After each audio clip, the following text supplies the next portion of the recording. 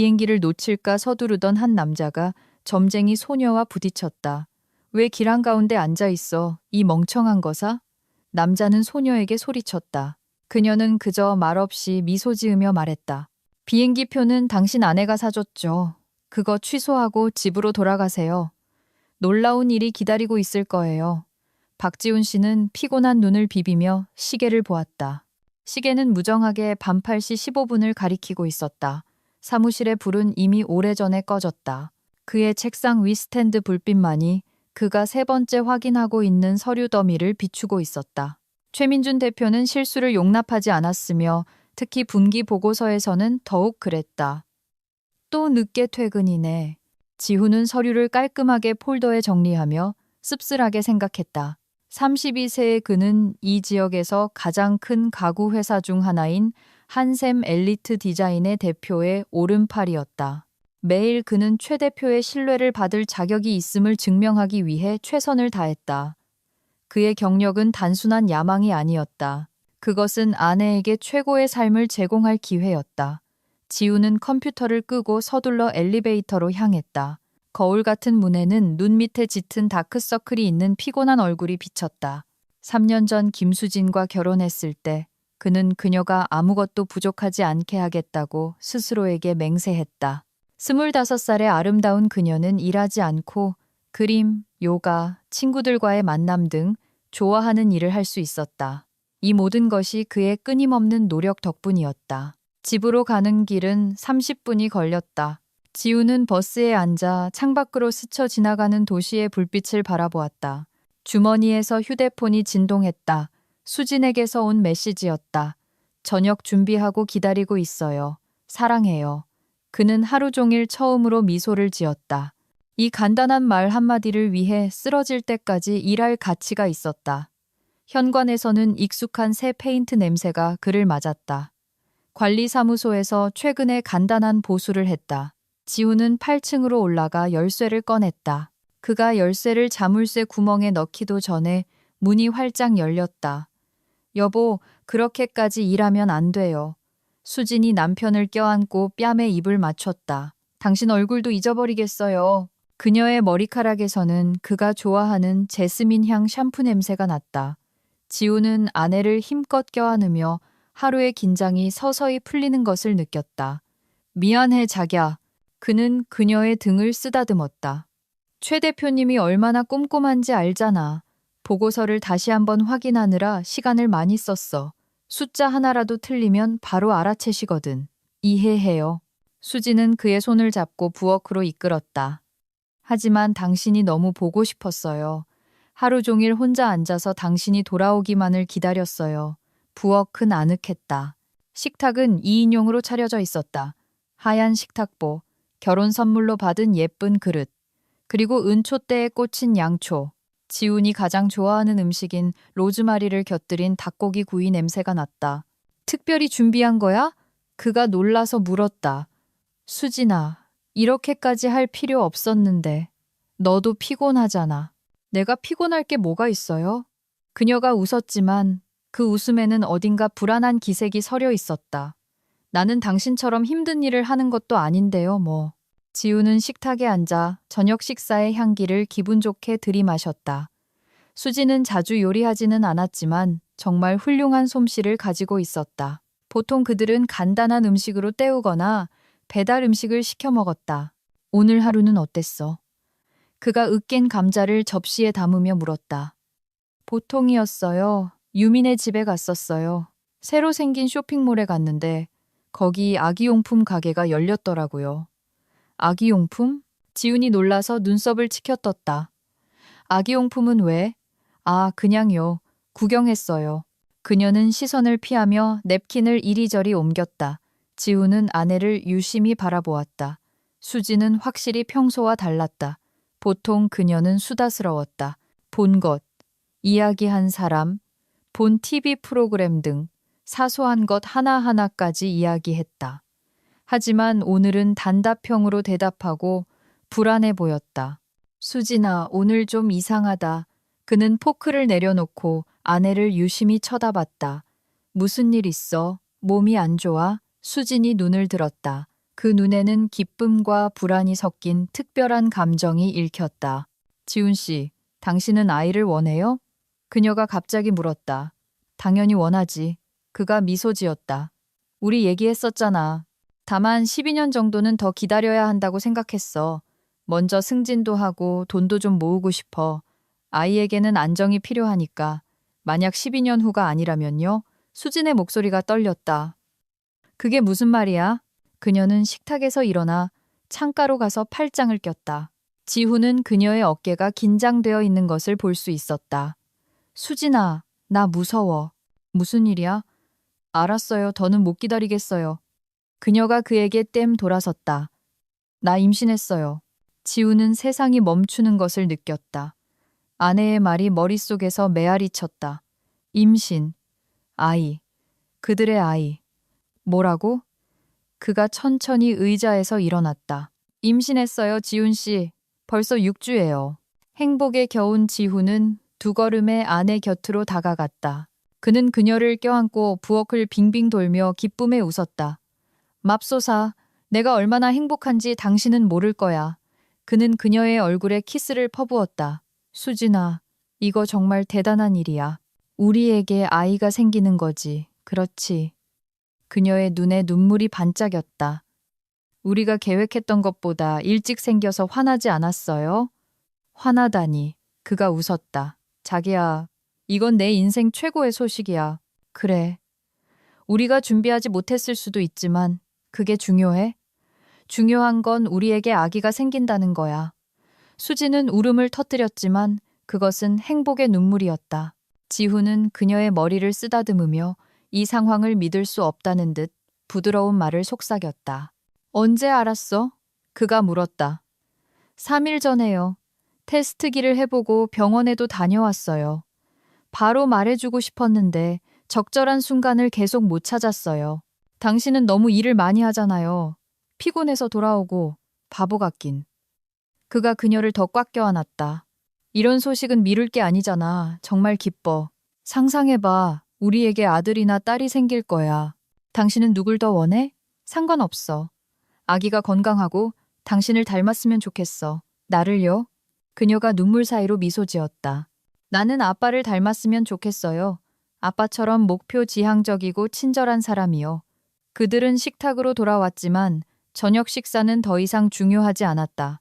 지우는 마치 처음 보는 사람처럼 아내에게서 눈을 뗄 수 없었다. 이제 그녀는 단순히 그가 사랑하는 여자가 아니라 그들 아이의 미래의 어머니였다. 몸조심해야 해. 그가 그녀의 손을 잡으며 말했다.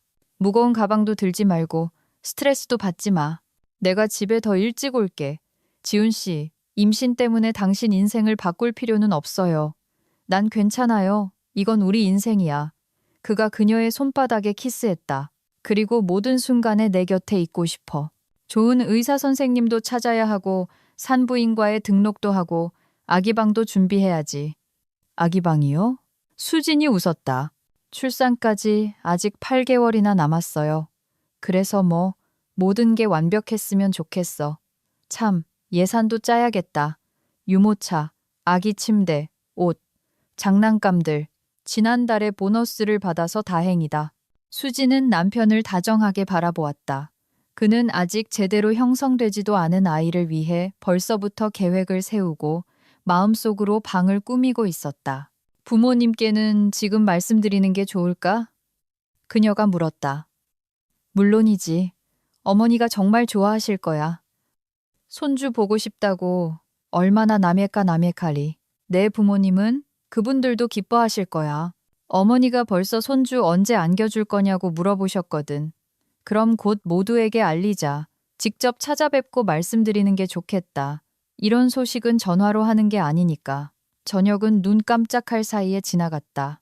그들은 미래에 대해 그들의 아이가 어떤 모습일지, 이름은 무엇으로 지을지, 어느 학교에 보낼지에 대해 이야기했다. 지우는 벌써 아들에게 자전거 타는 법을 가르치거나 딸을 데리고 극장에 가는 모습을 상상하고 있었다. 세상에서 최고의 아빠가 될 거야. 그가 소파에서 아내를 껴안으며 말했다. 당신은 이미 최고의 남편이에요. 분명히 훌륭한 아빠도 될 거예요. 돈을 더 많이 벌어야겠어. 지훈이 생각에 잠겨 말했다. 최 대표님이 연말에 승진시켜 주신다고 약속했어.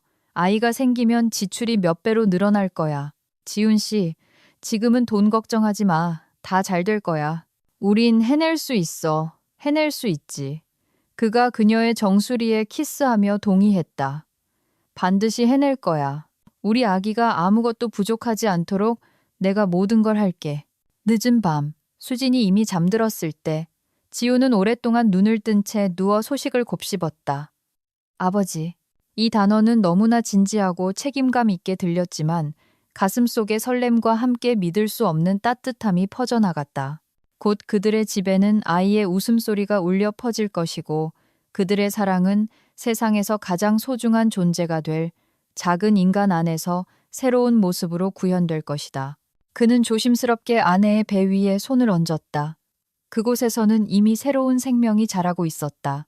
그들의 공동의 미래는 바로 지금 시작되고 있었다. 기쁜 소식이 전해진 지 며칠이 지났다. 지우는 말 그대로 행복에 겨워 매일 아침 미소를 지으며 잠에서 깼다. 그는 수진에게 더욱 세심해졌고 비타민과 과일을 사다 주며 끊임없이 그녀의 건강 상태를 물었다.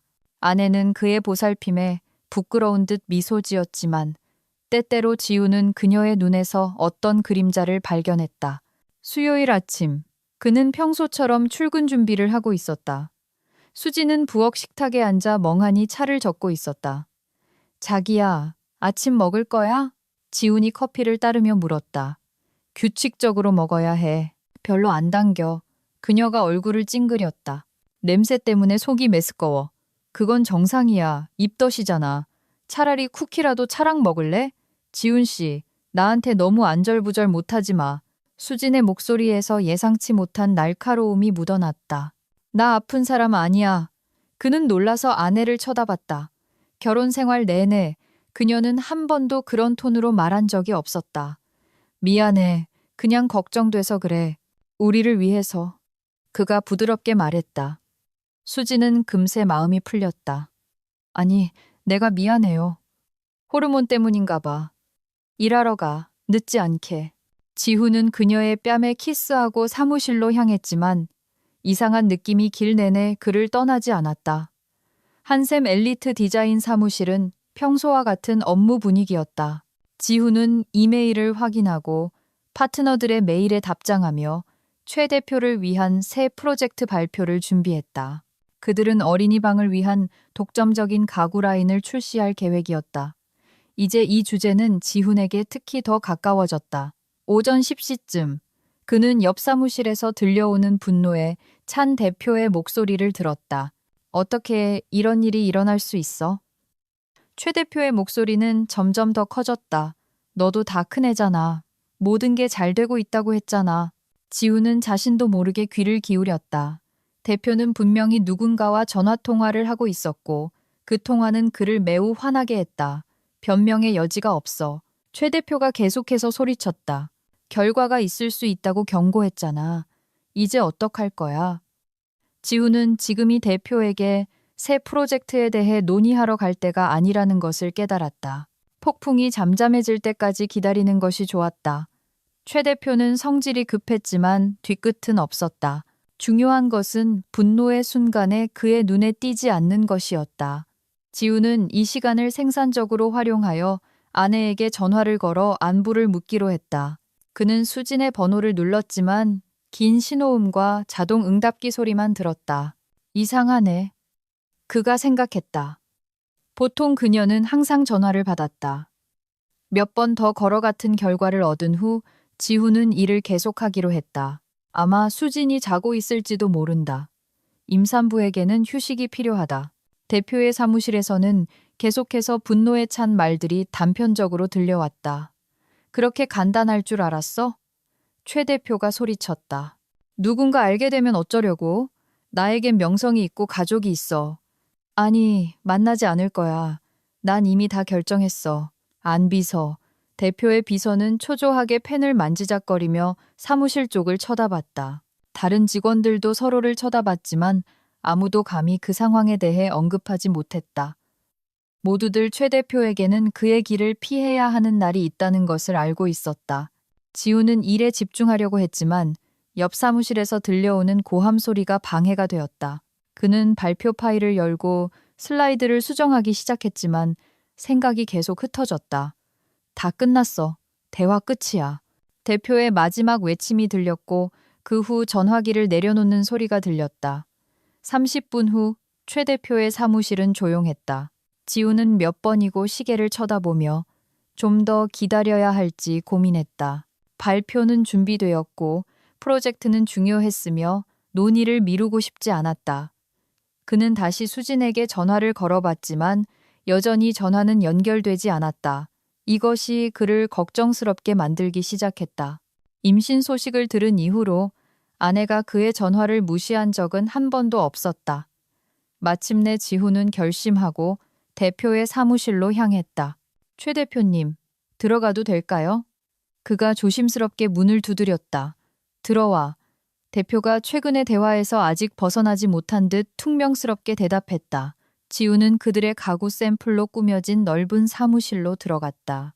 최 대표는 거대한 참나무 책상에 앉아 초조하게 서류를 뒤적이고 있었다. 그는 40대쯤 되어 보였다. 희끗희끗한 관자놀이가 그에게 위험을 더해 주었지만 지금 그의 얼굴에는 짜증과 피곤함이 역력했다. 새 프로젝트에 대해 이야기하고 싶었습니다. 지훈이 발표 자료를 책상 위에 펼치며 시작했다. 어린이 가구 라인입니다. 이 틈새 시장을 공략할 수 있을 겁니다. 어린이? 최 대표가 갑자기 고개를 들었다. 대체 왜 어린이 가구가 필요한 거야? 지훈은 그런 반응에 당황했다. 보통 대표는 새로운 제안에 열정적으로 귀를 기울였다. 유망한 분야입니다. 그가 조심스럽게 말을 이었다. 출산율이 증가하고 있고 부모들은 아이들을 위해 고품질 가구에 돈을 아끼지 않습니다. 아이들? 최 대표가 쓴웃음을 지었다. 알아, 지훈아. 때로는 아이들이 기쁨이 아니라 문제만 가져다 줘. 그게 무슨 말씀이십니까? 아무것도 아니야. 대표가 관자놀이를 문질렀다. 미안. 오늘은 사업 얘기를 할 기분이 아니야. 내일 하자. 알겠습니다. 물론이죠, 최 대표님. 괜찮으십니까? 혹시 도와드릴 일이라도? 아니, 혼자 해결할 수 있어. 가서 일해. 지우는 무언가 잘못되었다는 느낌을 안고 사무실을 나왔다. 대표는 평소와 너무 다르게 행동했다. 보통은 업무적인 문제가 어떤 문제든 최 대표의 주의를 분산시킬 수 있었다. 그는 휴대폰을 꺼내 확인했다. 수진에게서 온 부재중 전화는 없었다. 그는 다시 그녀의 번호를 눌렀지만 또다시 자동 응답기로 넘어갔다. 젠장. 지훈이 중얼거렸다. 어디 있는 거야? 남은 근무 시간은 불안한 생각 속에서 흘러갔다. 지훈은 현재의 업무에 집중하려고 했지만 생각은 계속 아내에게로 돌아갔다. 왜 그녀는 대답하지 않을까? 그녀에게 무슨 일이 생긴 걸까? 혹시 임신과 관련된 문제일까?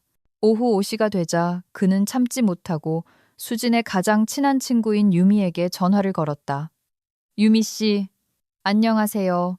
수진이 오늘 만나지 않았나요, 지훈 씨? 아니요. 우리 못 만났어요. 무슨 일 있어요? 하루 종일 연락이 안 돼서요. 걱정돼서요. 오늘 통화 안 했어요. 알겠어요. 고마워요. 지우는 평소보다 일찍 퇴근했다. 사무실은 이미 텅 비어 있었다. 로비에서 경비원 아저씨만 신문을 읽고 있었다. 집으로 가는 길에 그는 약국에 들러 만약을 위해 임산부용 비타민을 샀다. 8층 아파트로 계단을 올라가면서 지훈은 소리에 귀를 기울였다. 문 뒤에서는 음악 소리도 텔레비전 소리도 들리지 않았다. 보통 수지는 배경음악으로 무언가를 틀어놓곤 했다. 그는 열쇠로 문을 열고 현관으로 들어섰다. 수진아, 나왔어. 그가 소리쳤지만 대답은 없었다. 거실은 어두웠고 커튼이 쳐져 있었다. 지훈은 부엌으로 갔지만 비어 있었다. 아침 식사 후에 접시들이 그대로 싱크대에 있었다. 스토브 위에는 식은 주전자가 있었다. 자기야, 어디 있어? 그는 침실로 향했다. 수지는 침대에 누워 벽을 향해 돌아 누워 있었다. 그의 발소리를 듣고도 그녀는 움직이지 않았다. 울었어? 지훈이 다가가 조심스럽게 그녀의 어깨를 건드렸다. 무슨 일 있었어? 수지는 그를 향해 돌아서지도 않은 채 갑자기 몸을 피했다. 여보, 괜찮아요. 그냥 몸이 안 좋아서요. 그녀가 낮은 목소리로 말했다. 왜 전화 안 받았어? 나 너무 걱정했어. 휴대폰 배터리가 나갔어요. 그러다 잠들었어요. 지우는 침대를 돌아 아내 옆에 앉았다. 그녀의 눈은 정말로 눈물로 붉어져 있었고 얼굴은 창백했다. 수진아, 무슨 일이야? 어디 아파? 메스꺼워? 병원에 가볼까? 아니요. 그녀가 마침내 그를 쳐다봤다. 병원 갈 필요 없어요. 그냥 이런 상태예요. 호르몬 때문이에요. 하지만 울었잖아. 뭐가 널 슬프게 했는지 말해줘. 별일 아니에요. 슬픈 영화 보고 울었어요. 임산부들은 감정적이잖아요. 지훈은 이 설명이 별로 믿기지 않았지만 더 이상 캐묻지 않기로 했다. 아마도 정말로 호르몬 변화가 그렇게 영향을 미치는 것일지도 모른다.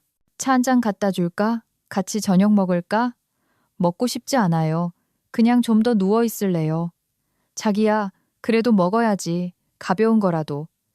지훈 씨, 제발. 그녀의 목소리에서 피곤함이 묻어났다. 나 좀 설득하지 마. 그냥 혼자 있게 해줘. 이것은 그가 아내에게서 결코 듣고 싶지 않았던 말이었다.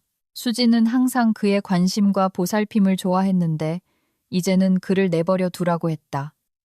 알았어. 그가 침대에서 일어섰다. 거실에 있을게. 뭐 필요하면 불러. 저녁 내내 수지는 몸이 안 좋은 척하며 침대에서 보냈다. 지우는 그녀에게 물을 가져다 주고 여러 가지 음식을 권했지만 그녀는 모든 것을 거절했다. 그는 주말 계획, 아기 방, 아기 이름에 대해 이야기하려고 했지만 단답형의 대답만 돌아왔다. 내일 병원에 가볼까? 그가 옆에 누우며 물었다. 왜요? 난 괜찮아요.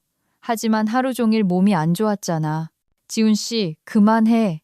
그녀가 그에게 춤 돌아섰다. 괜찮다고 했잖아. 잔소리 좀 그만해. 그는 그런 폭발에 깜짝 놀랐다. 수지는 한 번도 그에게 소리친 적이 없었고 그런 표현을 사용한 적도 없었다. 미안해. 그가 조용히 말했다. 그냥 걱정돼서. 그녀는 즉시 부드러워졌다. 아니, 내가 잘못했어. 나도 내가 왜 이러는지 모르겠어. 아마 정말 호르몬 탓인가 봐. 다 잘 될 거야. 그가 조심스럽게 그녀를 껴안았다. 중요한 건 우리가 함께라는 거야.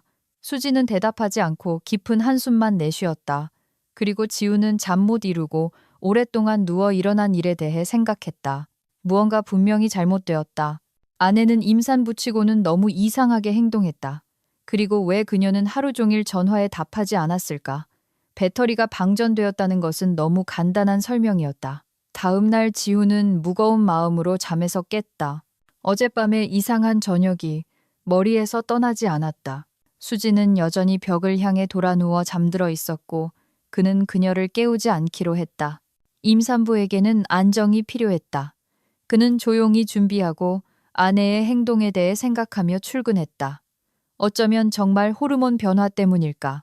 의사들은 임신 초기 몇 달 동안 기분 변화가 동반될 수 있다고 경고했었다. 사무실은 평소와 같은 아침의 분주함으로 가득했다. 안비서는 우편물을 정리하고 있었다. 영업부 매니저들은 고객들에게 전화를 걸고 있었다. 디자이너들은 새로운 프로젝트에 대해 논의하고 있었다. 지우는 컴퓨터를 켜고 불안한 생각에서 벗어나기 위해 일에 몰두했다. 오전 11시쯤 최 대표가 그의 책상으로 다가왔다. 대표는 어제의 분노에 찬 모습과는 전혀 다른 침착하고 지러보이한 모습이었다. 지훈아, 나 회의 있어서 나가봐야 해. 1시간 후에 돌아올게. 그가 넥타이를 고쳐 매며 말했다. 알겠습니다, 최 대표님. 제가 필요하신가요? 지훈이 모니터에서 시선을 떼며 물었다. 아니, 나 혼자 할 수 있어. 지훈은 대표를 유심히 바라보았다. 3년 동안 일하면서 그는 최 대표의 일정을 완벽하게 파악하고 있었고 그의 모든 회의, 협상, 출장에 대해 알고 있었다. 하지만 오늘 대표의 일정에는 아무런 회의도 없었다. 알겠습니다. 지훈이 고개를 끄덕였다. 무슨 일 있으면 자리에 있겠습니다. 최 대표는 코트를 입으며 서둘러 출구로 향했다. 지훈은 그의 뒷모습을 보며 조용히 중얼거렸다. 이상하네. 개인적인 일인가. 그는 일에 집중하려고 했지만 생각이 계속 흩어졌다. 최근 며칠 동안 너무 많은 이상한 일들이 일어나고 있었다. 대표는 예측 불가능하게 행동하고 아내는 자신을 가두고 있었으며 어제 사무실에서의 고함 소리가 아직도 귀에 쟁쟁했다. 지훈은 어린이 가구 발표 파일을 열고 슬라이드를 다듬기 시작했다. 일은 항상 그를 진정시키고 생각을 정리하는 데 도움이 되었다. 그는 색상 구성부터 재료의 안전성까지 모든 세부 사항을 신중하게 생각했다. 이제 이것은 사업뿐만 아니라 그 자신의 미래의 아이와도 관련이 있었기 때문이다. 40분 후 흥분한 최 대표가 사무실로 들어왔다. 그의 얼굴은 붉었고 숨이 가빴다. 마치 달려온 것 같았다. 어떻게 됐어? 그가 자기 사무실로 걸어가며 휙 던졌다. 괜찮습니다. 지훈이 대답했다. 어린이 라인 발표는 끝냈습니다. 잘했어. 나중에 보자. 대표는 문을 쾅 닫고 사무실로 사라졌다.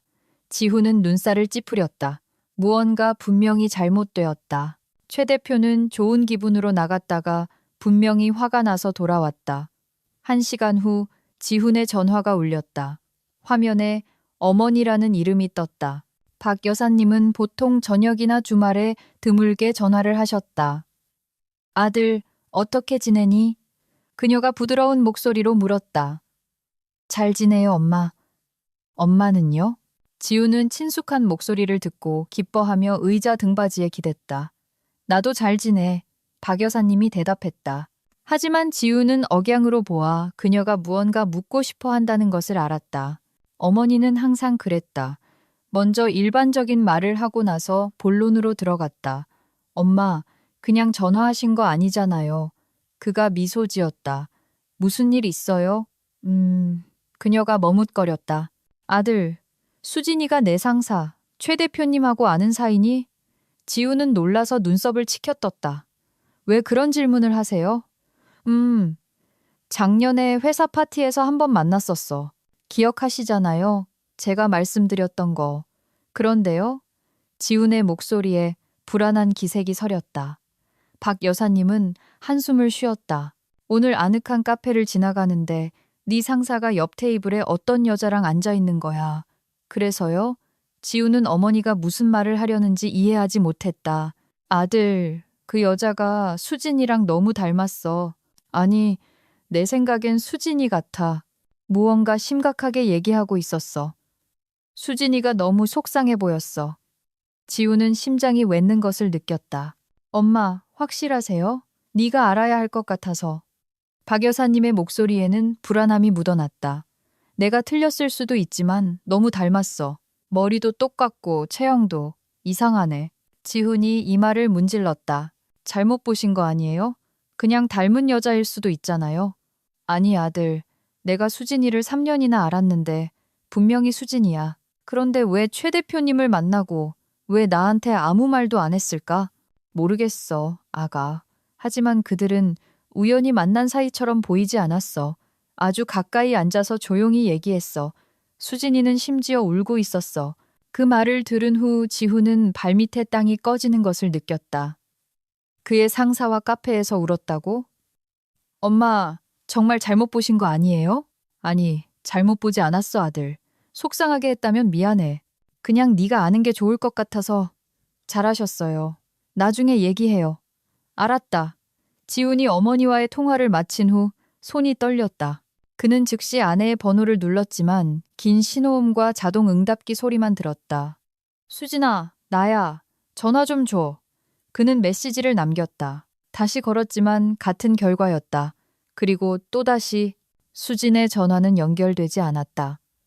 지우는 책상에서 일어나 사무실을 서성였다. 직원들은 각자의 일에 몰두하고 있었다.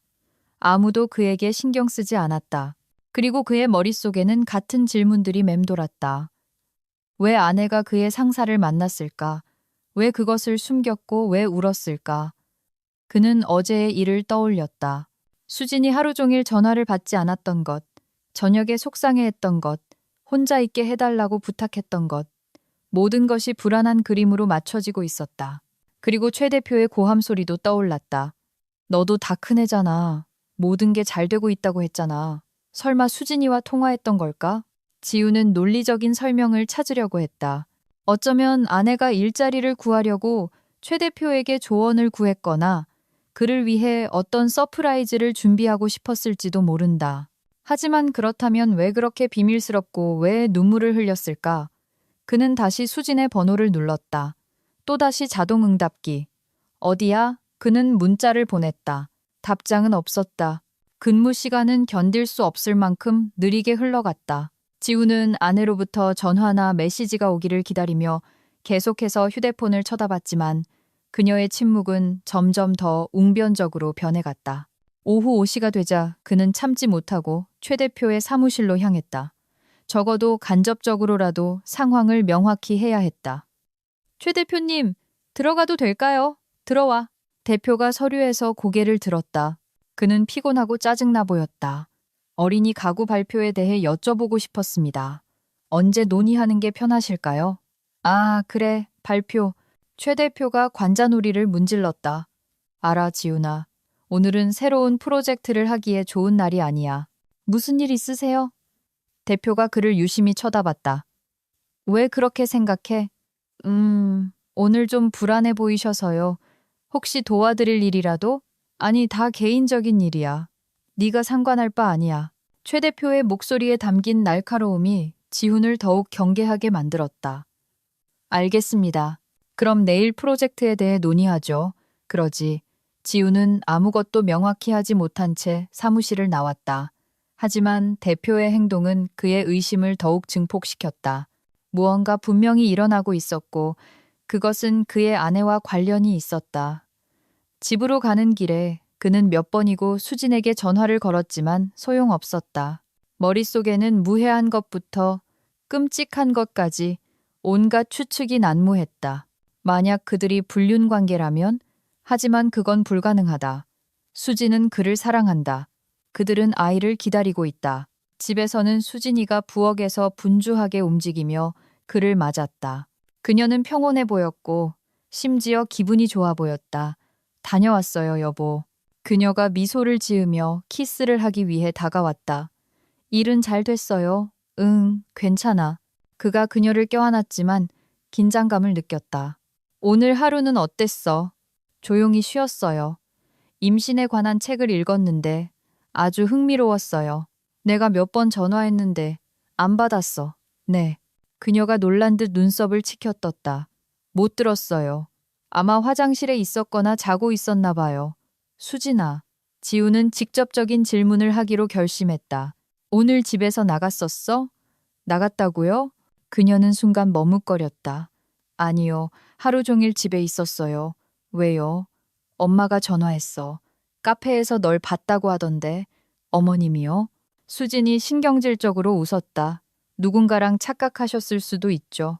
우리 동네에 나 같은 키의 금발 여자가 얼마나 많은데요. 어머니는 당신이라고 확신했어. 지훈 씨, 나 하루 종일 메스꺼웠어요. 미안하지만 말할 기운도 없었어요. 수진이 눈을 피하며 변명했다. 오늘 정말 아무 데도 안 나갔어? 그의 목소리가 더 딱딱해졌다. 장난해요? 그녀가 버럭 화를 냈다. 내가 갈 수 있는 곳이라고는 기껏해야 화장실 뿐이에요. 입덧 중이거든요. 잊으셨어요? 그녀의 목소리에 담긴 진심이 지훈으로 하여금 어머니의 말을 의심하게 만들었다. 어쩌면 정말 실수였을까? 수지는 거짓말을 못했다. 그는 항상 그것을 알아챘다. 미안해. 그가 그녀를 껴안았다. 그냥 걱정돼서 그래. 엄마가 너무 확신에 차서 말씀하시길래 어머님은 날 별로 안 좋아하시잖아요. 수진이 조용히 말했다. 아마 보고 싶었던 걸 보셨을 수도 있죠. 그리고 지훈의 의심은 사라지기 시작했다. 실제로 수진과 그의 어머니의 관계는 서먹했다. 박 여사님은 아들이 더 나은 짝을 찾을 수 있었다고 생각했다. 그는 즉시 어머니가 무언가 착각했거나 최 대표와 함께 앉아있던 여자가 수진과 닮았을 뿐이라고 생각했다. 도시는 작고 그런 우연은 일어나기 마련이지. 됐어. 잊어버리자. 그가 말했다. 몸은 어때? 좋아졌어요. 저녁 때쯤 메스꺼움이 가셨어요. 저녁도 제대로 먹을 수 있을 것 같아요. 그들은 식탁에 앉았다. 수지는 어제보다 확실히 좋아 보였다. 식욕도 있었고 읽고 있던 책에 대해 이야기하며 주말 계획을 세웠다. 1시간 후 지훈의 전화가 울렸다. 화면에 최민준 대표님이라는 이름이 떴다. 네, 말씀하세요. 지훈아, 내일 아침에 급하게 우리 지점에 좀 가봐야겠어. 배송에 문제가 생겼는데 현장에서 해결해야 해. 무슨 일인데요? 지훈이 놀라서 물었다. 가구 한 묶음이 불량으로 왔어. 고객들이 불만이고 계약을 파기하겠다고 위협하고 있어. 상황을 파악하고 타협점을 찾을 사람이 필요해. 알겠습니다. 며칠 정도 걸릴까요? 한 이틀에서 사흘 정도. 문제를 얼마나 빨리 해결하느냐에 달려 있어. 알겠습니다, 최 대표님. 아침 비행기로 출발하겠습니다. 잘했어. 비행기 표는 네가 사고 나중에 정산해. 대표가 전화를 끊자 수진이 접시에서 시선을 들었다. 출장이에요? 응. 며칠 동안. 여보, 내가 비행기 표 사는 거 도와줄게요. 그녀가 예상치 못한 열정으로 제안했다. 어렵지 않겠어? 지훈이 놀라서 물었다. 보통 수지는 그의 일과 관련된 모든 일을 피했다. 무슨 소리예요? 아니요, 물론이죠. 그녀가 미소 지었다. 나는 집에만 있으니까 할 일도 없어요. 기분 전환도 할 겸. 알았어, 고마워. 아침 비행기가 필요해. 문제 없어요. 지금 찾아서 예약할게요. 수지는 노트북을 들고 비행기 표를 찾기 시작했다. 지훈은 그녀를 지켜보았고 다시 무언가 꺼림칙했다. 왜 그녀는 그렇게 기꺼이 도와주려고 했을까?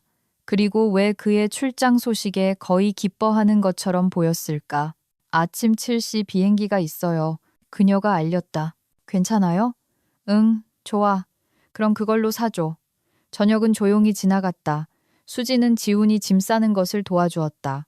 그들은 영화를 보고 일찍 잠자리에 들었다. 하지만 지훈은 잠 못 이루고 오랫동안 누워 최근 며칠간의 이상한 우연에 대해 생각했다. 어머니의 전화, 대표의 행동, 수진의 변화. 이 모든 것이 마음을 편치 않게 했다. 그는 무언가 중요한 일이 일어나고 있음을 느꼈지만 정확히 무엇인지는 알 수 없었다. 아침에 지훈은 알람 소리에 잠에서 깼다. 잠을 설쳐 머리가 띵했다. 밤새 불안한 꿈에 시달렸다. 그는 힘겹게 눈을 뜨고 수진이 이미 깨어 침대 가장자리에 앉아 휴대폰으로 무언가를 입력하고 있는 것을 보았다. 좋은 아침. 그가 기지개를 켜며 중얼거렸다. 좋은 아침. 그녀는 재빨리 휴대폰을 숨기고 미소를 지으며 그에게 돌아섰다. 잘 잤어요? 응, 괜찮아. 당신은 일찍 일어났네. 잠이 안 왔어요. 당신 출장 때문에 걱정돼서. 지우는 일어나 욕실로 향했다. 거울에는 붉은 눈에 피곤한 얼굴이 비쳤다. 그는 졸음을 쫓기 위해 찬물로 세수했다. 오늘은 긴 하루가 될 것이었다. 먼저 비행기를 타고 그 다음 고객들과의 만남. 부엌에서 수지는 아침 식사로 베이컨을 곁들인 계란 프라이와 신선한 커피를 준비했다. 그녀는 그의 주위를 분주하게 움직이며 음식을 담아주고 커피를 따라주었지만 그러면서도 멍해 보였다. 서류는 확실히 안 잊었죠? 그녀가 맞은편에 앉으며 물었다. 다 서류 가방에 있어. 여권, 계약서, 기술 사양서, 휴대폰은 충전했고요. 응. 수진아, 왜 그래? 내가 세상 끝으로 가는 것도 아닌데 왜 그렇게 초조해해? 그냥 걱정돼서요. 이런 상태로 나 혼자 두는 건 처음이잖아요. 지훈은 아내를 쳐다봤다. 그녀는 정말 불안해 보였지만 그녀의 눈에서 그는 다른 무언가를 보았다. 안도감. 아니면 그가 착각한 걸까? 다 잘 될 거야. 그가 그녀의 손을 잡았다. 무슨 일 있으면 언제든지 바로 전화해. 물론이죠. 당신도 전화하는 거 잊지 마요. 어떻게 지내는지 알고 싶으니까요. 아침 식사 후 지우는 마지막 짐을 챙겼다. 수지는 옆에서 걸어다니며 무언가를 고쳐주고 조언을 했다. 따뜻한 재킷 가져가요. 거기 바닷가는 쌀쌀할 수 있어요. 그녀가 재킷을 챙기며 말했다. 수진아, 나 3일만 가는 거지. 북극 탐험 가는 거 아니야. 그래도 조심해서 나쁠 거 없잖아요. 아침 6시 30분, 그들은 현관에 서 있었다. 지훈은 코트를 입고 여행 가방과 서류 가방을 들었다. 여보, 벌써 늦었어요. 가야 해요. 수진이 그를 꼭 껴안고 그의 가슴에 뺨을 기댔다. 보고 싶을 거야? 그가 그녀의 정수리에 키스하며 물었다. 아주 많이요. 빨리 돌아와요. 내일 일 다 끝내고 일찍 돌아오도록 노력할게. 서두르지 마요. 중요한 건 일을 제대로 하는 거니까요. 지우는 그런 반응에 놀랐다. 보통 수지는 가능한 한 빨리 돌아오라고 부탁했다. 알았어. 나중에 봐. 너랑 우리 아기 잘 돌봐. 네, 꼭 그럴게요. 그는 아내에게 작별 인사를 하고 아파트를 나섰다. 수지는 그를 문까지 배웅하고 손을 흔들고는 재빨리 문을 잠갔다. 지후는 걸쇠가 철컥하는 소리를 들었다. 이상하네. 보통 그녀는 그가 떠난 직후에 문을 잠그지 않았다. 밖에서는 이미 택시가 기다리고 있었다. 회색 수염이 난 50대쯤의 운전사가 여행 가방을 트렁크에 싣는 것을 도와주었다. 공항으로요. 그가 확인했다. 네. 그리고 최대한 빨리 가주세요. 아침 7시 비행기예요. 제 시간에 도착할 수 있을까요? 걱정 마세요. 지우는 뒷좌석에 앉아 체크인 시간을 확인하기 위해 휴대폰을 꺼냈다. 차가 출발하여 천천히 마당을 빠져나갔다. 집 모퉁이를 돌면서 지후는 우연히 사이드미러를 보고 얼어붙었다. 익숙한 검은 차. 최 대표의 차가 현관으로 버디에자라. 이상하네. 지훈이 뒤를 돌아보며 중얼거렸다. 저 사람이 여기서 뭐 하는 거지? 무슨 말씀이세요? 택시 기사가 백미러를 보며 물었다. 혼잣말입니다. 신경 쓰지 마세요. 지훈이 손을 내저었지만 심장이 빠르게 뛰었다. 대표가 이 시간에 그들의 집에서 무엇을 잊었을 수 있으며 왜 그가 떠난 직후에 왔을까? 우연이라고 하기에는 너무 이상했다. 지훈은 휴대폰을 꺼내 수진의 번호를 눌렀다.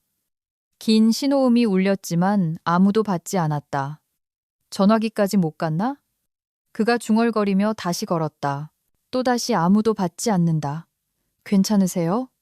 운전사가 물었다. 네, 그냥 아내에게 전화하는 중이에요. 아, 알겠습니다. 신혼부부인가 보네요. 헤어지기 힘들죠. 그런 셈이죠. 공항까지는 40분이 걸렸다. 지우는 몇 번이고 아내에게 전화를 걸었지만 소용없었다. 이것이 그를 심각하게 걱정시키기 시작했다. 도착했습니다. 운전사가 국내선 터미널에 멈추며 알렸다. 고맙습니다. 얼마죠? 8,000원입니다. 지우는 돈을 내고 짐을 챙겨 공항 입구로 서둘렀다. 시간이 촉박했다. 체크인 마감까지 얼마 남지 않았다. 터미널은 아침의 분주함으로 가득했다. 승객들은 체크인 줄에 서 있었고 여행 가방을 끌고 있었으며 서둘러 비행기 시간표를 확인하고 있었다. 지우는 항공사 카운터로 향하며 동시에 수진의 번호를 눌렀다. 또다시 자동 응답기. 젠장. 그가 이를 악물고 욕설을 내뱉었다. 체크인 줄에는 20명 정도가 서 있었다. 지우는 초조하게 발을 동동 구르며 시계를 쳐다봤다. 시간은 무정하게 빨리 흘러갔다. 다음 분. 카운터의 여직원이 외쳤다. 마침내 그의 차례가 되었다. 지후는 서류와 비행기 표를 제출했다. 수함을 붙이실 건가요? 항공사 직원이 물었다. 네, 여행 가방 하나요. 컨베이어 벨트로 가세요. 짐을 붙이는 동안 지우는 다시 아내에게 전화를 걸었다. 휴대폰은 조용했다. 가슴속에서 불안한 감정이 커져갔다. 탑승권입니다. 여직원이 알렸다. 고맙습니다. 보안 검색대를 통과한 후 그는 출발 구역에 도착했다. 이곳은 더 조용했다. 승객들은 카페에서 탑승을 기다리거나 의자에 앉아 책을 읽고 있었다. 지우는 빈자리를 찾아 다시 한번 아내의 번호를 눌렀다. 긴 신호음, 자동 응답기. 수진아, 나야. 어디야? 왜 대답 안 해? 전화 좀 줘. 그는 자동 응답기에 메시지를 남겼다. 지후는 일어나 대기실을 서성였다. 주의를 돌려야 했다. 그렇지 않으면 의심 때문에 미쳐버릴 것 같았다. 그는 커피와 신문을 샀지만 읽을 수 없었다. 생각은 계속 집으로 돌아갔다. 존경하는 SU 1234편 승객 여러분, 탑승을 시작합니다. 스피커에서 안내방송이 나왔고 지우는 생각에 잠겼다. 비행기를 놓칠 뻔한 그는 점쟁이 소녀와 부딪혔다. 왜 길 한가운데 앉아 있어? 이 바보야. 지훈이 소녀에게 소리쳤다. 그녀는 그저 말없이 미소 지으며 말했다. 비행기 표는 당신 아내가 사줬죠. 그거 취소하고 집으로 돌아가세요. 놀라운 일이 기다리고 있을 거예요. 뭐라고? 지훈이 놀라 얼굴을 찡그렸다. 아저씨, 집으로 가세요. 거기서 재미있는 일이 기다리고 있을 거예요. 소녀의 웃음소리가 온 공간에 퍼졌다. 지훈은 처음에 어리둥절했지만 머릿속에서 모든 조각이 맞춰졌다. 어머니가 수진을 그의 상사와 함께 봤다는 이야기, 최 대표의 차가 그들의 집으로 향하던 모습, 너무 많은 우연의 일치. 그는 여행 가방 손잡이를 꽉 쥐었다.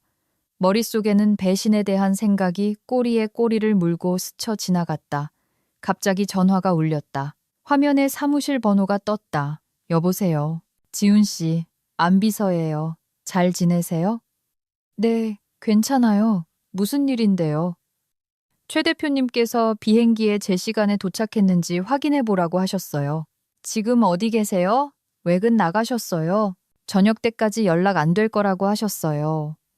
외근이라고 지훈이 어둡게 생각했다. 어떤 외근일까? 알겠습니다. 제가 이미 비행기에 탔다고 전해주세요. 그가 거짓말을 했다. 네, 꼭 전해드릴게요. 비서와의 통화 후 불안감은 더욱 커졌다. 공항에서 집으로 돌아오는 길, 택시는 익숙한 거리를 달렸다. 지우는 뒷좌석에 앉아 휴대폰을 꽉 쥐고 수진에게 전화를 걸려고 했다. 자동응답기. 계속해서 더 빨리 가주세요.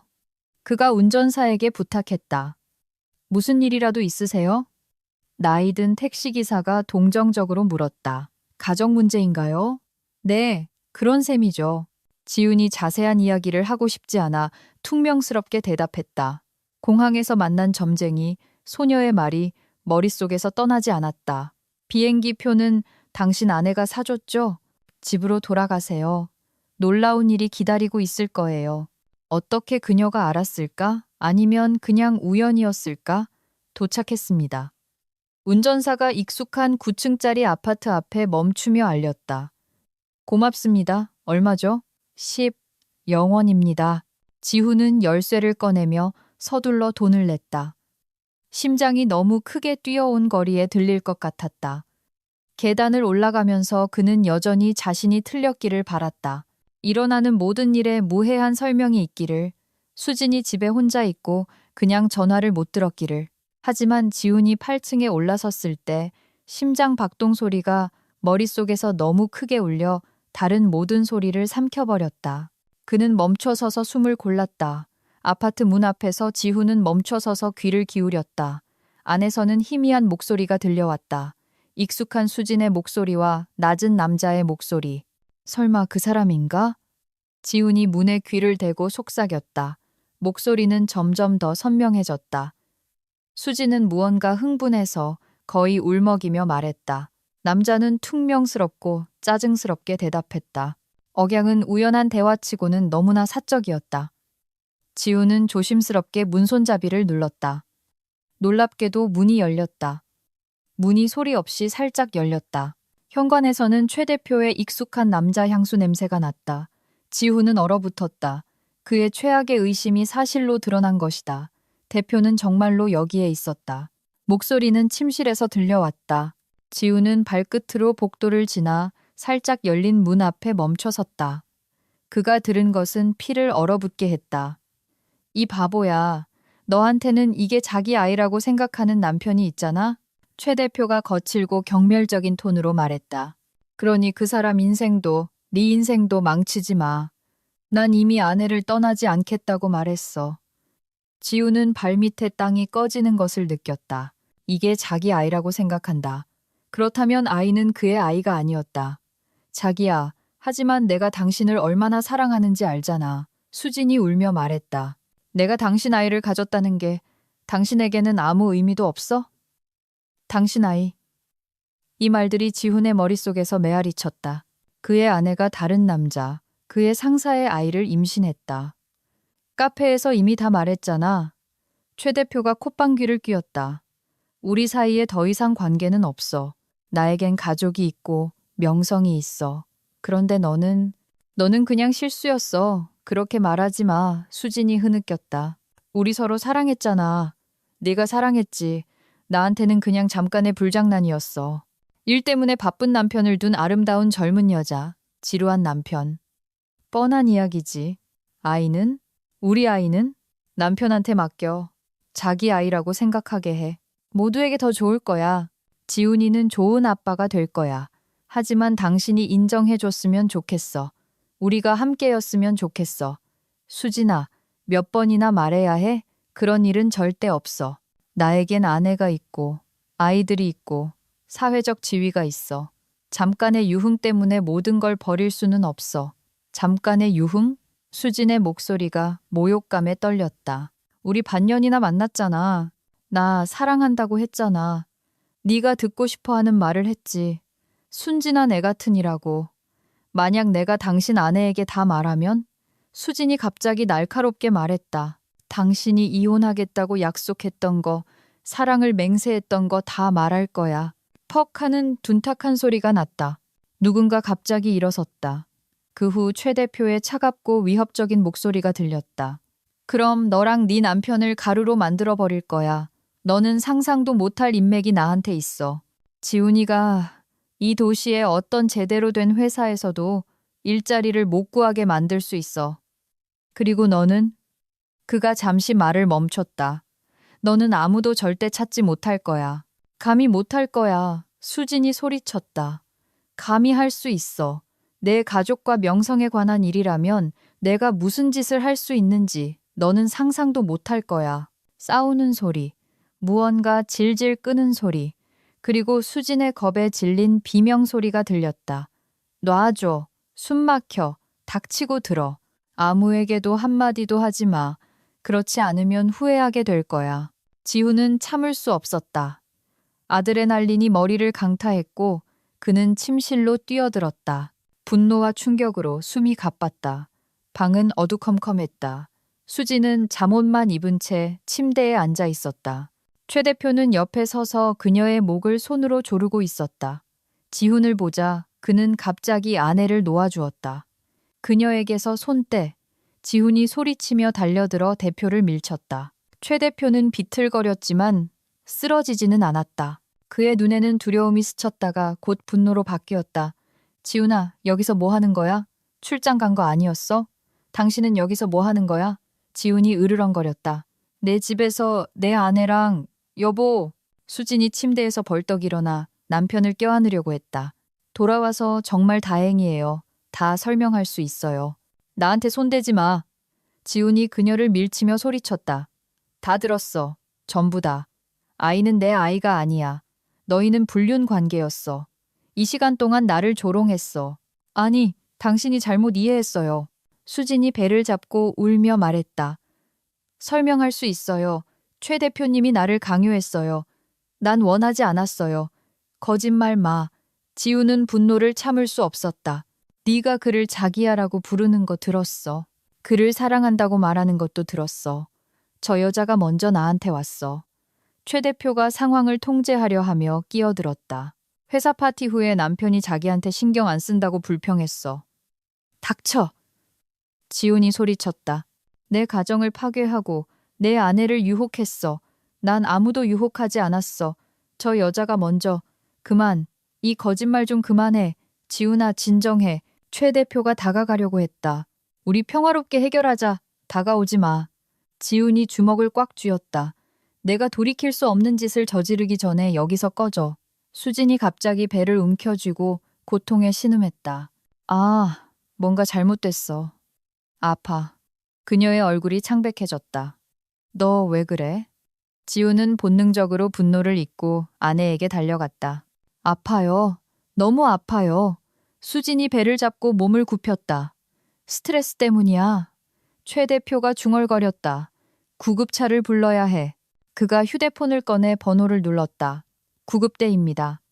여자가 의식을 잃었고 임신 중이며 심한 통증이 있습니다. 그가 주소를 말했다. 수진이 비틀거리다 의식을 잃고 쓰러졌다. 지우는 그녀를 잡아 바닥에 눕혔다. 수진아, 정신 차려. 그가 그녀의 뺨을 때리고 관자놀이를 문질렀다. 물 좀 가져와. 최 대표가 명령했다. 네가 가져와. 그리고 여기서 꺼져. 우리가 서로 어떻게 생각하든 지금은 그녀를 구하는 게 중요해. 지훈은 대표의 말이 맞다는 것을 알았지만 그를 옆에 두는 것은 견딜 수 없었다. 10분 후 구급차가 도착했다. 의사들은 재빨리 수진을 검사하고 혈압을 재고 맥박을 확인했다. 심한 스트레스입니다. 흰 수염을 기른 나이든 의사가 진단했다. 위독한 상태입니다. 즉시 입원해야 합니다. 제가 같이 가겠습니다. 지훈이 말했다. 남편분이신가요? 네, 그럼 서류 챙기세요. 바로 출발합니다. 병원에서 수진은 들것에 실려 응급실로 옮겨졌다. 지우는 복도에 남아 무엇을 느껴야 할지 몰랐다. 아내에 대한 분노와 그녀의 생명에 대한 걱정이 뒤섞였다. 최 대표가 그에게 다가오려고 했다. 지훈아, 얘기 좀 해야겠어. 나한테 다가오지 마. 그가 이를 악물고 말했다. 내가 완전히 이성을 잃기 전에 여기서 꺼져. 네가 화난 건 이해하지만 우리 이 문제를 인간적으로 해결하자. 인간적으로? 지훈이 병원 의자에서 벌떡 일어섰다. 내 아내랑 잤잖아. 그녀는 내 아이를 임신했어. 이게 인간적인 거야? 들어봐. 저 여자가 먼저 한마디만 더 하면 여기서 널 죽여버릴 거야. 지훈이 으르렁거렸다. 최 대표는 대화가 소용없다는 것을 깨달았다. 그는 서둘러 출구로 향하며 휴대폰을 꺼냈다. 아마도 아내에게 전화해서 알리바이를 만들려는 것이었을 것이다. 1시간 후 응급실에서 의사가 나왔다. 그 수염 기른 의사였다. 어떻게 됐어요? 지훈이 자리에서 벌떡 일어섰다. 의사는 안경을 벗고 피곤한 듯 콧대를 문질렀다. 안타깝게도 아이는 살리지 못했습니다. 유산입니다. 극심한 스트레스, 감정적 충격, 몸이 그 부담을 견디지 못했습니다. 지우는 이상한 안도감을 느꼈고 그 즉시 자신을 증오했다. 아이는 그의 아이가 아니었지만 그래도 생명이었다. 수진이는요? 육체적으로는 괜찮을 겁니다. 하지만 심리적으로 아이를 잃는 것은 항상 충격입니다. 그녀에게는 지지가 필요할 겁니다. 만나볼 수 있을까요? 아침에요. 지금은 진정제를 맞고 있습니다. 지우는 텅 빈 마음으로 병원을 나섰다. 밖은 이미 어두워졌고 가로등이 켜졌다. 그는 보이는 첫 번째 택시를 탔다. 어디로 가시나요? 운전사가 물었다. 지우는 자기 집 주소를 말했지만 가는 길에 마음을 바꿨다. 역에서 세워주세요. 어느 역이요? 아무데나요. 장거리 기차가 있는 곳으로요. 집에서는 혼돈이 그를 맞았다. 흩어진 옷, 뒤집힌 의자, 오늘 드라마의 흔적들. 지훈은 옷장을 열고 가방에 짐을 싸기 시작했다. 가장 필요한 것들만. 여기에 머무는 것은 불가능했다. 수진의 침대 옆 탁자에서 그는 존재를 몰랐던 두 번째 휴대폰을 발견했다. 전원을 켰다. 자기야로부터 온 수십 개의 메시지. 대화는 몇 달 동안 계속되었다. 보고 싶어 자기야. 언제 볼까? 수진아, 회사 번호로 문자 보내지 마. 아내가 볼 수 있어. 우리 카페에서 기다릴게. 할 얘기가 있어. 지우는 혐오감에 휴대폰을 벽에 던졌다. 화면은 금이 갔지만 기기는 계속해서 들어오는 메시지로 삐삐거렸다. 그는 여행 가방 2개를 챙겨 출구로 향했다. 문턱에서 마지막으로 뒤를 돌아보았다. 이 집은 더 이상 그의 집이 아니었다. 아래층에서 휴대폰이 진동했다. 수진이 깨어났다. 지훈은 망설임 없이 전화를 끊었다. 전화가 다시 울렸다. 그리고 또다시 30분 동안 20통의 부재중 전화. 그는 기기를 끄고 정류장의 쓰레기통에 던져버렸다. 역에서 지우는 보이는 첫 번째 장거리 기차표를 샀다. 새로운 도시, 새로운 기회, 새로운 삶. 객차 안, 침대에 자리를 잡으며 그는 병실 어딘가에 그가 평생의 사랑이라고 생각했던 여자가 누워있다는 것을 생각했다. 알고 보니 그냥 훌륭한 배우였을 뿐. 기차가 움직이기 시작했고 천천히 속도를 냈다. 창밖으로 밤도시의 불빛이 스쳐 지나갔다.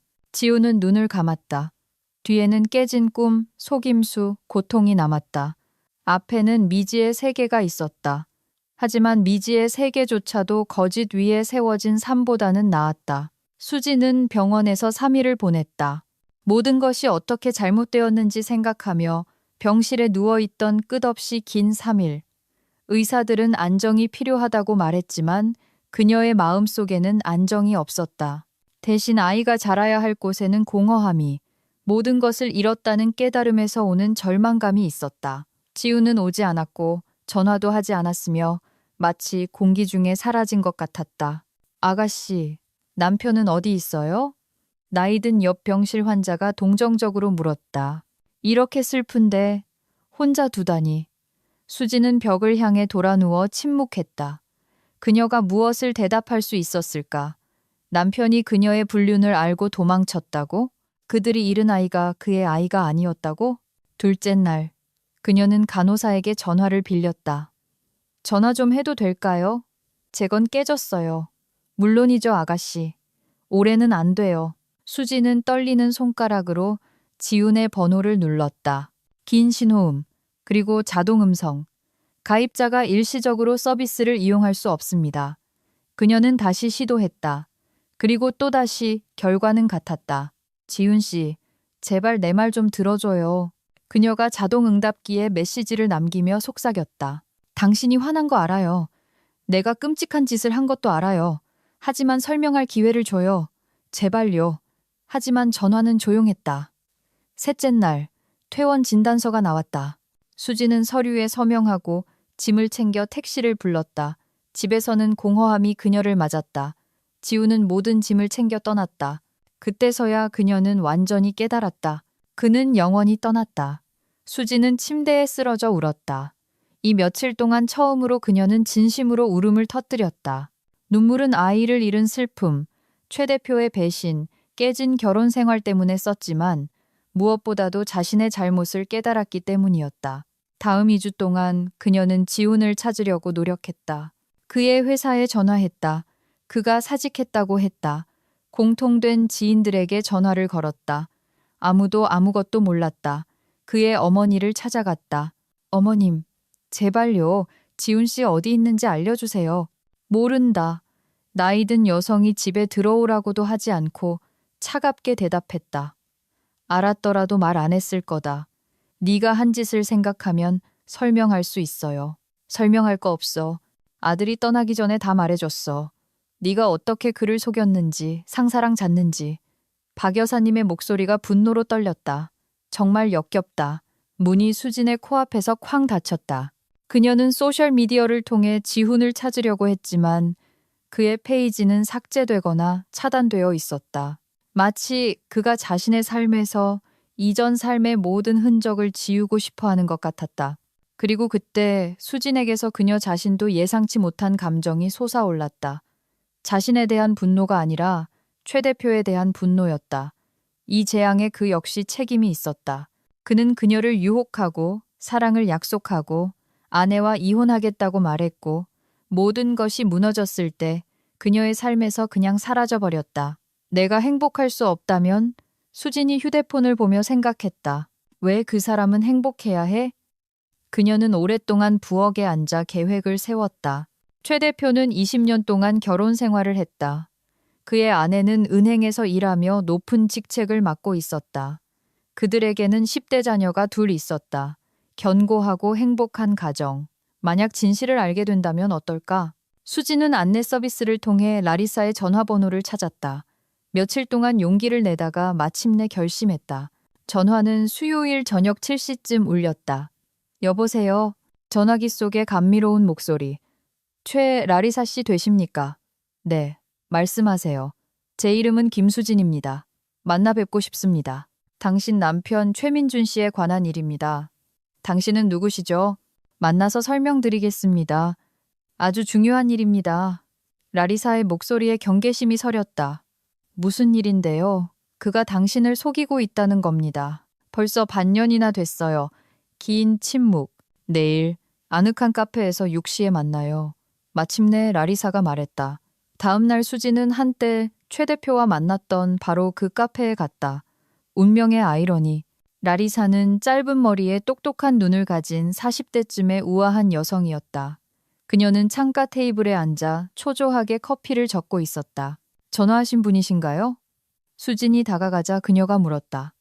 네, 앉아서 사실대로 다 말씀하세요. 수진은 맞은편 의자에 앉았다. 심장이 두근거렸지만 그녀는 되돌아갈 길이 없다는 것을 알았다. 제 이름은 김수진입니다. 저는 당신 남편의 불륜 상대였습니다.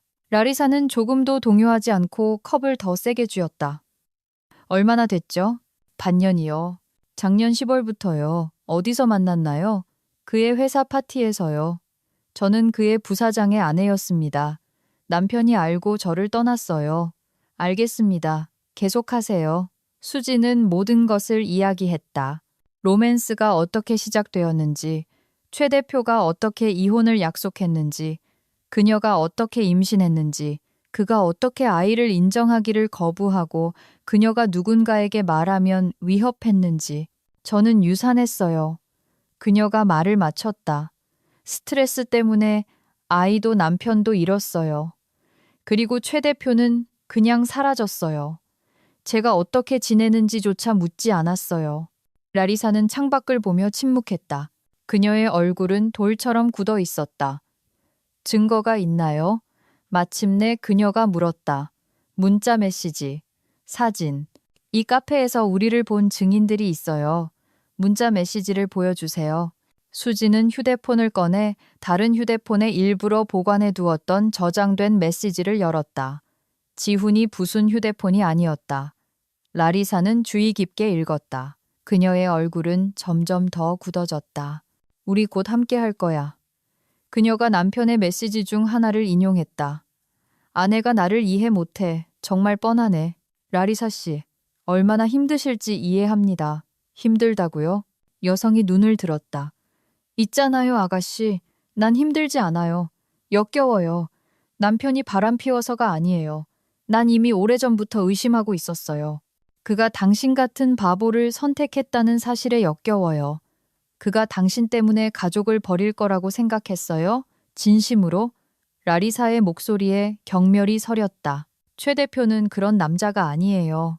그는 편안함, 안정, 자신의 지위를 사랑해요. 불장난, 네, 얼마든지. 하지만 인생을 망치는 일은 절대 안 해요. 수지는 당황해서 침묵했다. 하지만 그거 알아요? 라리사가 말을 이었다. 솔직하게 말해줘서 고마워요. 이제 내가 누구와 상대하고 있는지 알았으니 적절한 조치를 취할 거예요. 어떤 조치요? 이혼, 즉시. 그리고 재산 분할은 내게 유리하게. 나한테는 좋은 변호사들이 있고 이제 불륜의 증거도 있어요. 라리사는 테이블에서 일어섰다. 다시 한번 정보 고마워요. 그리고 당신에게 조언 하나 하죠. 자신을 돌보고 일자리를 찾고 자신의 삶을 살아요. 남의 가정을 파괴하지 말고요. 그녀는 수진을 테이블에 혼자 남겨두고 떠났다. 승리감은 없었다. 공허함과 입안의 쓴맛뿐이었다. 일주일 후 도시에 소문이 퍼졌다. 최라리사 씨가 남편의 모든 재산의 절반을 요구하며 이혼 소송을 제기했다. 불륜의 증거로 문자 메시지와 증인들의 증언을 제출했다. 최 대표는 부인하려고 했지만 증거는 반박할 수 없었다. 이혼은 빠르고 스캔들러스하게 진행되었다. 전처는 집, 별장, 그리고 모든 저축의 절반을 받았다. 아이들은 어머니와 함께 남았고 아버지와는 연락을 끊었다. 도시의 비즈니스계에서 최 대표의 명성은 땅에 떨어졌다. 고객들은 협력을 거부하기 시작했다. 파트너들은 계약을 파기했다. 반년 후 그는 회사를 팔고 다른 지역으로 떠나야 했다. 수지는 일어나는 일을 멀리서 지켜보았다. 그녀는 원했던 것을 얻었다. 최 대표는 벌을 받았다. 하지만 그것은 만족감을 주지 않았다. 지우는 돌아오지 않았고 전화도 편지도 없었다. 마치 그녀의 삶에 그가 존재하지 않았던 것처럼.